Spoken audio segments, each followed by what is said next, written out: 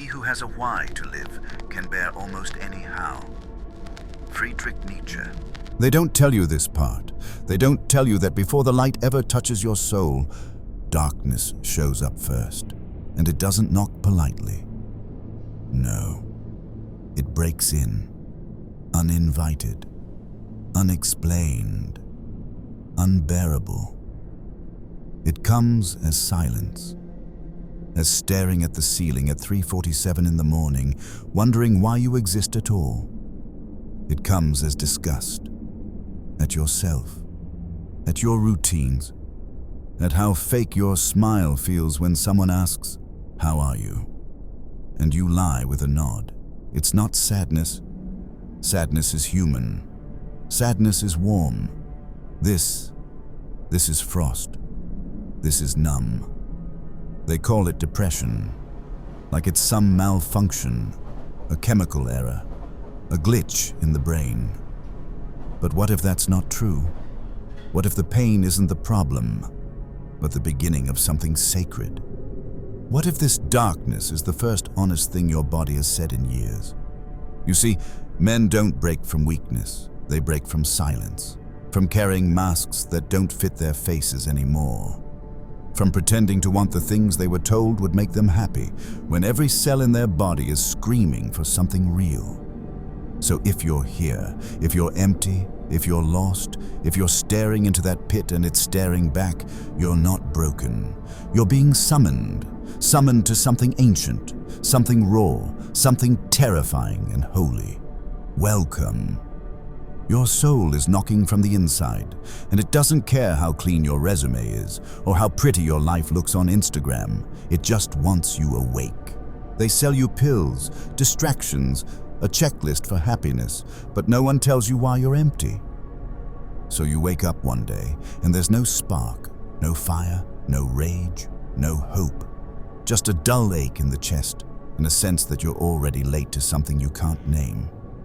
The world, however, has a name for it: depression, and like good consumers, we accept the diagnosis like a shipping label, as if the soul can be categorized, boxed, and medicated. You go to the doctor. He doesn't ask what your heart longs for. He doesn't ask if you've betrayed yourself.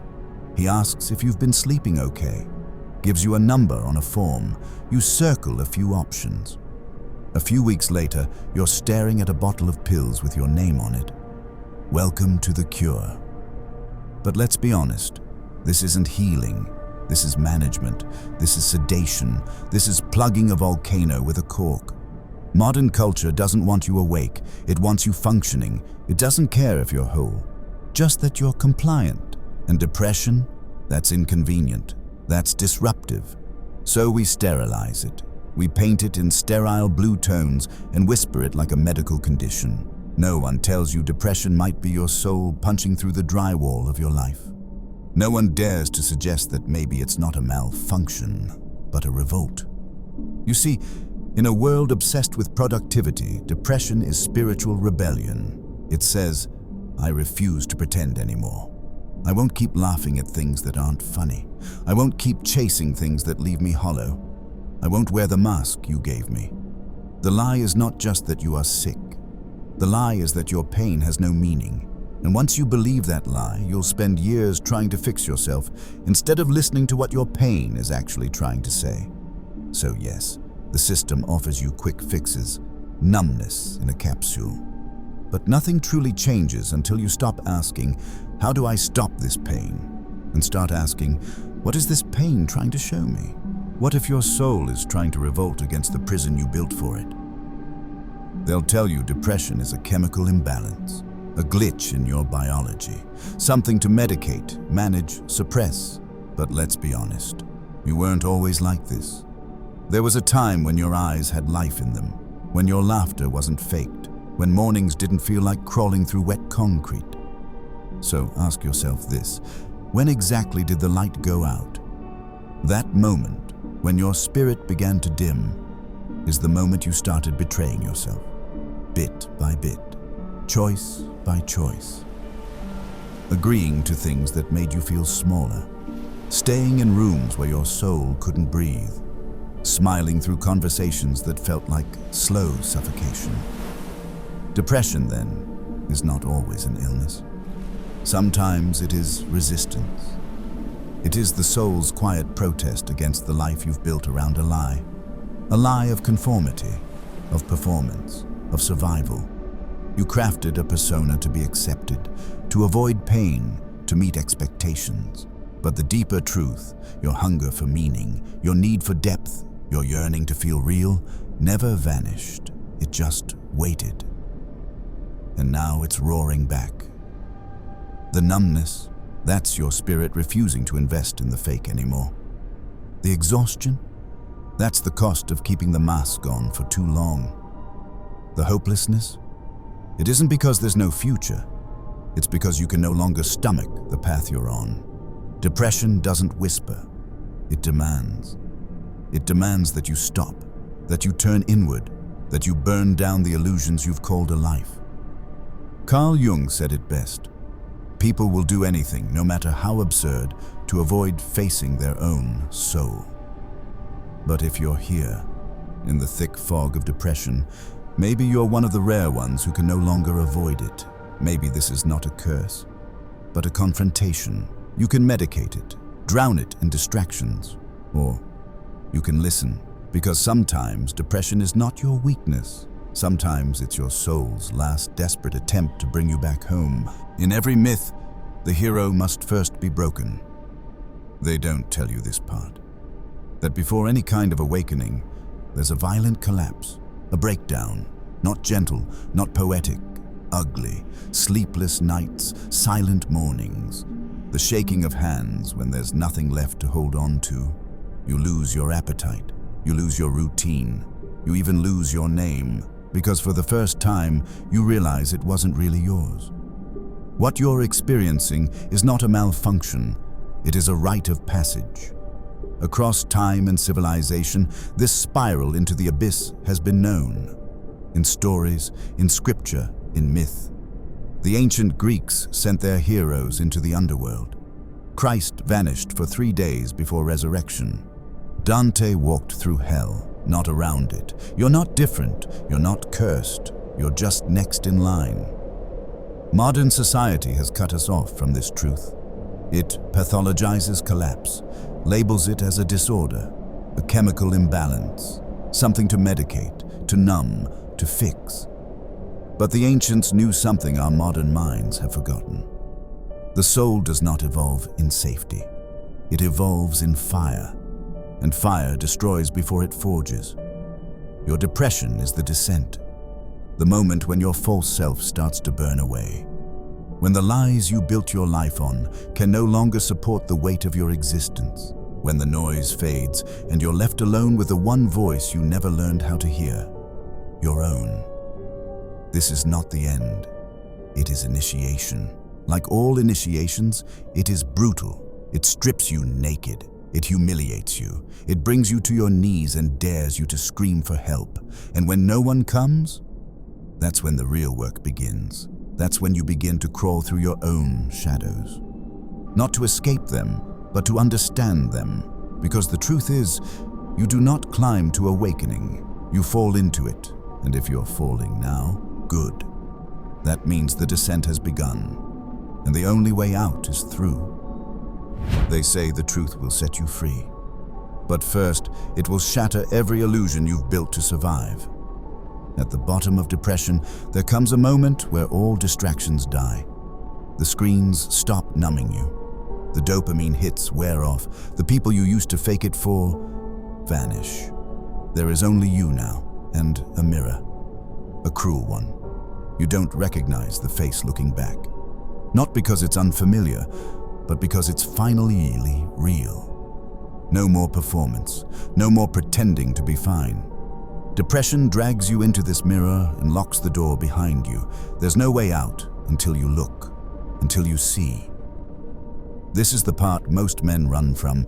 They go back to the fake smiles, the overworking, the women they don't love, the hustle that doesn't heal. Because looking in that mirror, it means confronting the childhood pain, the failures, the lies you told yourself to cope. It means admitting that maybe You built a life that looks good to everyone but feels like death to you. But here's the twisted gift. Depression is the only thing that demands honesty. It's the great revealer. It doesn't care about your goals, your bank account, your physique, or your followers. It wants you, raw, exposed, stripped of your masks. And that's terrifying. But it's also sacred. Because once you look in that mirror long enough, something strange happens. You stop judging what you see. You stop running from the shadows. You start hearing a voice beneath all the noise. Your true self. That voice doesn't scream. It whispers. And when you finally listen, everything changes. If this spoke to you, subscribe. Not for motivation, but for revelation. We're peeling back the mind, one layer at a time. Now, we go deeper. What happens after the collapse? The moment your spiritual awakening begins, not with light, but with silence. Stay with me. It's about to get darker and clearer. The soul doesn't speak in words. It speaks in silence, in sleepless nights, in slow deaths. Depression strips away your distractions, your titles, your habits, your false smiles, your borrowed dreams. It tears down everything you used to point to and say, "This is me." And what it leaves behind is silence. Unbearable, aching silence. No notifications, no adrenaline, no dopamine hits. Just you and the void that opens up when the old self dissolves. This is where the real awakening begins. Not in a temple, not on a yoga mat in Bali, but in the cold, trembling aftermath of your collapse. You don't awaken by adding things. You awaken by losing what was never truly yours. Most people think awakening feels like bliss, like the light finally pouring in. But here's the dark truth. Spiritual awakening feels like dying. You don't get lifted, you get crushed. You realize that everything you believed was safe was just a cage. That the self you defended was just a mask. That the job, the relationships, the identity were scaffolding, not a soul. And when all of that falls, something strange happens. You don't disappear, you remain, still breathing, still watching, still there. And that you who remains. That's the one that doesn't need applause, doesn't need to perform, doesn't need to prove anything to anyone anymore. He just sits in the ashes, silent, aware, awake. That's the moment you realize your depression wasn't killing you. It was killing who you were not. And what's left is raw. It's holy. It's unshakable. That's your soul, old friend. You finally heard it. Not in the noise of ambition, but in the brutal clarity of despair. So if you're here now, in the silence, in the rubble, in the fog of nothingness, don't run. This is it. This is the beginning. There is no applause when you return from the underworld. No parade, no warm welcome. You come back quieter, stranger, harder to read. Not because you want to be mysterious, but because you simply don't speak the same language anymore. Integration is the silent aftermath. The world still moves the same, but you don't. Something in you has fractured, and in that breaking, something truer took shape. You no longer rush to fix things. You don't chase after people. You've stopped explaining yourself to anyone who doesn't see you. Before, pain was your prison. Now it's your proof. Proof that you endured what many run from. That you stood in the fire and let it strip away the parts of you that were never real. You no longer fear loneliness because you met your truest self in the silence. And he didn't flinch. People around you may not notice it, but something in your gaze unsettles them. You carry a stillness that makes noise in rooms full of noise. You no longer react. You no longer explain. You just are. And that's the kind of power that can't be taught, only earned. It's not that life becomes easier, it's that your relationship with suffering has changed. You stopped seeing pain as a punishment and started seeing it as a sculptor. Now you walk through life like someone who's been tempered, forged by fire. This is the reward of the spiritual collapse. You rise not above the world, but within it, solid and still. You're no longer seeking light. You are the fire now, and that changes everything. If you're in the darkness now, don't rush to escape. Stay, listen. You might hear your soul. Let me tell you something you won't hear in the polished offices of therapists or the synthetic empathy of motivational speakers. There is a sacredness in the suffering. You've been taught to flinch from pain, conditioned to patch every crack with distraction, numbness, or noise. But the truth is, the darkness isn't here to kill you. It's here to reveal you, and not the you have been pretending to be. Not the role, not the mask, not the performer. I mean the real you, the one buried under 1,000 compromises. So if you're there now, if the world has gone colorless, if your mornings feel like betrayal, if you're afraid to admit how lost you feel, good. That means something real is trying to surface. Don't run, not yet. Sit with the pain, invite it in. Let it tear through the illusions. Let it burn what was never truly yours. If you listen closely, if you stay very still, you might feel it, the faint heartbeat of something ancient inside you, something that never forgot who you are. Depression isn't just a symptom, it's a signal, a rupture, a doorway. Most people slam it shut and run back to their false lives. But a few walk through it. And when you do, you don't come back with applause. You come back with silence, strength, gravity, the kind that makes people stop talking when you enter the room. So here's your call to action. If you've been in the dark, speak, not to beg for saving, but to tell someone else, I've been there too.